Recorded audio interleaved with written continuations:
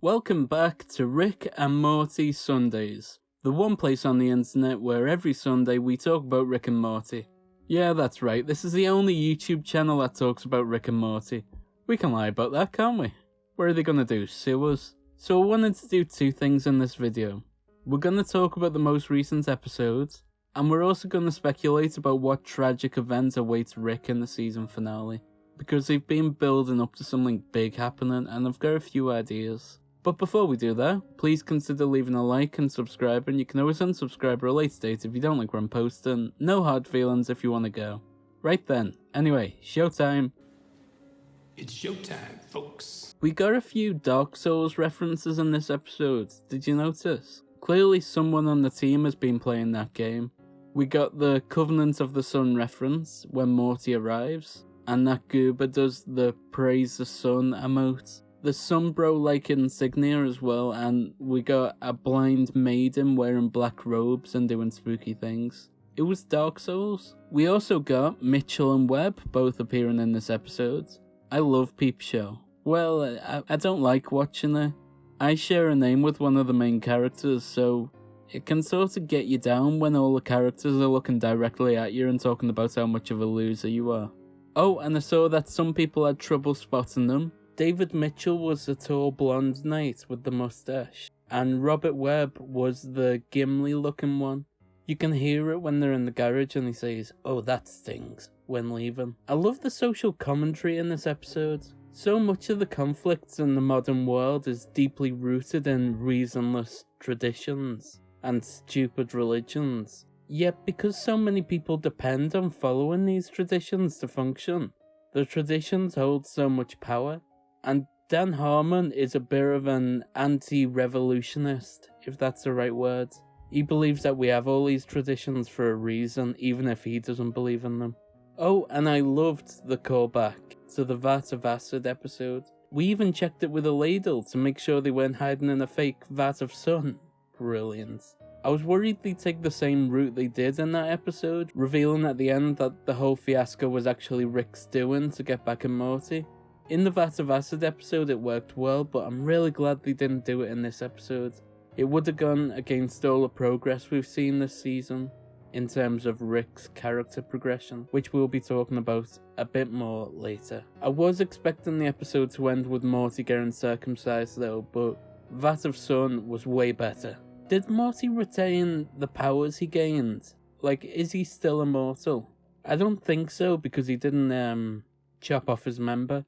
But it wouldn't be the first show to make a character immortal for like a throwaway line. In the X-Files, Dana Scully was immortal for no particular reason. Basically, Peter Boyle had this power where he could touch people and see how they died. He touched Dana Scully and found that she didn't die. It would have been useful to have him around at the end of this episode so we could get some answers, but I don't think Morty's immortal now. He didn't really go through with it, did he? Personally, I'm not a big fan of medieval-themed fantasy elements, in stories and that. So this episode wasn't the best for me, but it wasn't the worst episode either. I love how both Morty and Jerry have now been in a situation where they've been encouraged to cut off their penis for the greater good. It's like that Doofenshmirtz meme.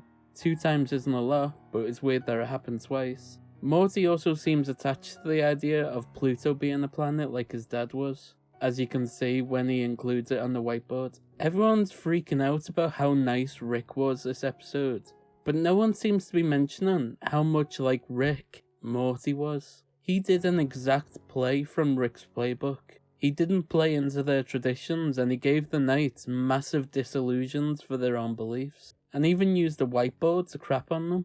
That is a move out of Rick's playbook. Now, I said we'd talk about the character growth that Rick has gone through this season and how I think it'll play into the finale, so let's do that. I like that Rick wants to be a better person. It shows how much he has grown as a part of the family. But I'm sure we will have to get back to his old ways for an emergency or something. And it would be a little funny but kind of sad as well to see him change back into the way he was. It's some interesting character development for Rick. It had me thinking for real that he was a clone or something like Morty said. or he was pulling some sort of prank, but no, he has changed. When Morty asked if Rick was a clone, like I said, I was wondering the exact same thing. This doesn't seem like our Rick. I'm starting to believe the theory is that Rick has been swapped out for someone else. But it would also be enjoyable if Rick genuinely becomes a good person who loves and cares for each one of his family members. That'd be pretty unique, rather than him just seeing them as expendable as he usually does, because there's infinite versions of them. If he starts to believe that these versions of his family are real, maybe he is changing for the better. I think it's good character development. He's been going to therapy and listening to and working with the therapist, and he seems to have decided to actually care about this version of his family. These ones aren't disposable like they were in season 1.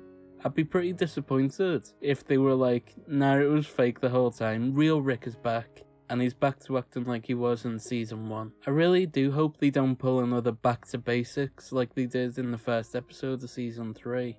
I'm not sure if they will do that, but it might be possible since they still need to make, 5 more seasons? So what do you think? Is this change for the better, or will they revert him back to season 1 Rick? Let me know in the comments below. We do need to consider the fact that Rick did spend a whole lifetime coming to terms with his relationship with Morty in the second episode of this season. You know, when he was in the Roy game. That probably affected his growth. I think it's a good explanation for the seemingly fast character development. If they are keeping with it, then they can use all the time he spent in the Roy game to show why he's developed so much. Here's a problem with his growth. I see a heartbreaking episode coming up for the finale. I don't know where it's gonna be, but I can sense some sort of disaster that breaks the Smith family apart and possibly jeopardizes Morty. Rick has grown as a person unbelievably fast this season, which can only lead me to believe that his incredible growth is build up to a heartbreaking cliffhanger season finale. My hunch is that a character we haven't seen all season, Evil Morty, or maybe even Prime Rick, will come into the picture somehow and do something to split the Smith family and jeopardize Morty.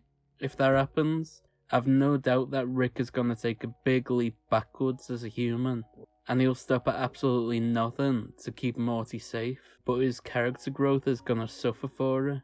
Rick is going to revert back in the season finale, isn't he? I think I'd be willing to put my money on there being like a Dark Knight situation where Rick is going to be given the options of saving a member of his family with dire consequences.